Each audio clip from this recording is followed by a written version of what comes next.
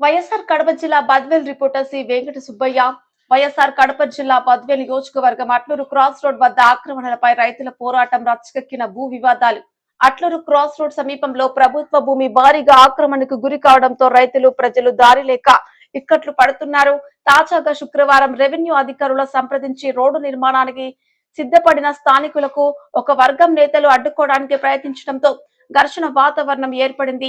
అది తీవ్ర వివాదంగా మారడంతో పోలీసులు జోక్యం చేసుకుని పంచాయతీ స్టేషన్ కి చేరింది.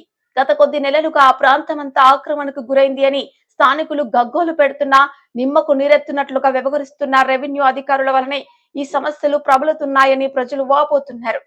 ఈ విభేదాలు కక్ష కారకన్యాలకు పోయి తీవ్ర వివాదాలకు మారకముందే రెవెన్యూ అధికారులు ఆక్రమ భూమిని స్వాధీనం చేసుకుని ప్రభుత్వ అవసరాలకు ఉపయోగపెట్టి స్థానిక రైతులకు వారి పొలాలకు కావలసిన దారిని కల్పించాలని కోరుతున్నారు.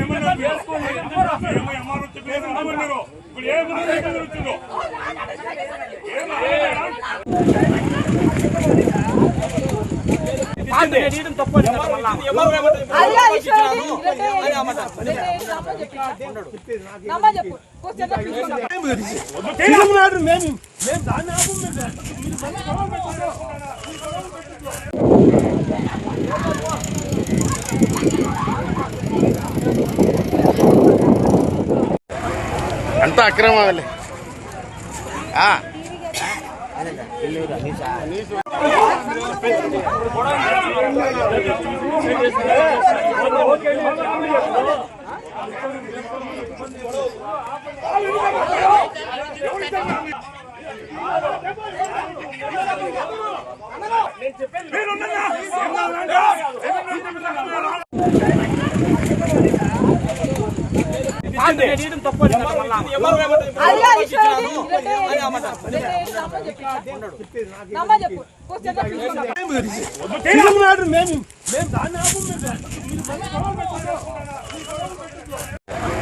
అంతా అక్రమాలే.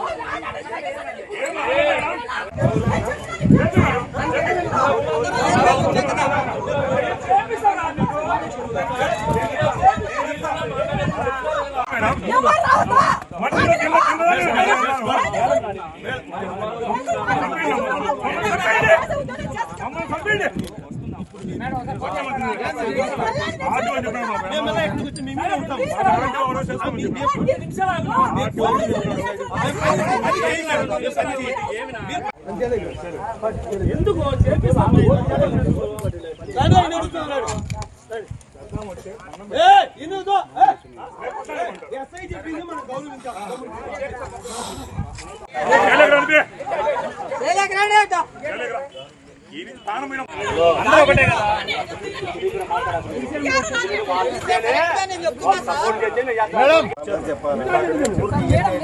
ఏ పక్కని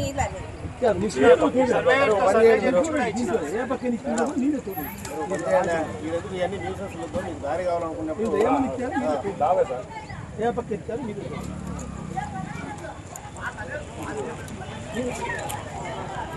చెట్లు కూడా ఉంది కొట్టుకోవాల్సింది ఏం పని దారి కూడా గొడవ చేస్తారు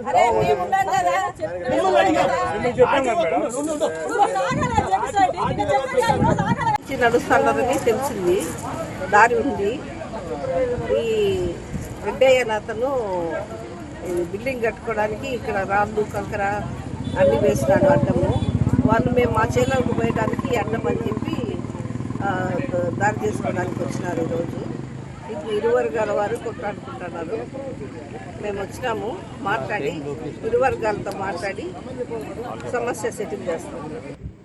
ఇది కోర్టులో ఉంది కాబట్టి ఇరు వర్గాలు దీంట్లో ఏమీ చేయకూడదు. 10-13లో 3, 10-13లో 1, 1007లో 3 దేవాలయం కట్టడం అవన్నీ ముందు జరిగినాయి. అది ఇప్పుడు మనం ఏం చెప్పలేము దాని గురించి. రోడ్డు గురించి మాట్లాడదాం. రోడ్డు గురించి అతను ఆ బిల్డింగ్ కడుతున్నాడు. బిల్డింగ్ కూడా స్టాప్ చేపించేసి కోర్టులో ఉంది కాబట్టి బిల్డింగ్ కట్టకుండా స్టాప్ చేపిస్తాము. ఈ రోడ్డు సమస్య కూడా తీరుస్తాం. కోర్టులో ఉంది కాబట్టి కట్టడానికి స్టాప్ చేపిస్తాము. మొన్నటి వరకు మేము 1007 మాత్రమే ఉందనుకున్నాము. నిన్ననే తెలిసింది. అంతా చూసి 1013లో 3 కూడా ఉందని తెలిసింది. దాన్ని కూడా స్టాప్ చేపిస్తాం. యువగలం పాదయాత్ర జరగక ముందు ఇక్కడ ఇదే ప్లేస్లో నోటీస్ బోర్డు నాటింది.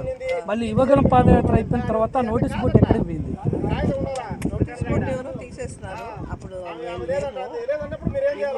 తీసుకొని మళ్ళీ నోటీస్ బోర్డు పెడతాం. కానీ దీనిపైన మాత్రం ఎటువంటి పోతిరెడ్డి నరసింహారెడ్డి అతనికి 3 సర్వే నెంబర్లో పట్టా ఇచ్చున్నారు. రిజిస్టర్లో ఉంది.